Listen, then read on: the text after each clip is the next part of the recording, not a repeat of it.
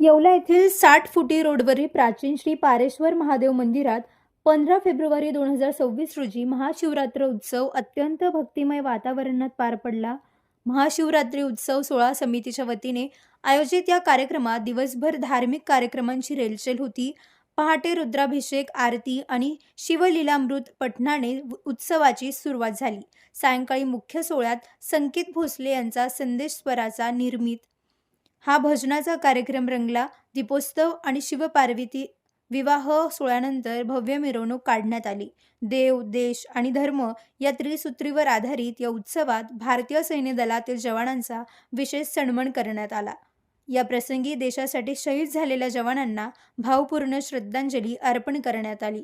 सचिन भाऊ आहेर यांच्या हस्ते महाआरती संपन्न झाली. त्यानंतर प्रसाद वाटपाने कार्यक्रमाची सांगता झाली.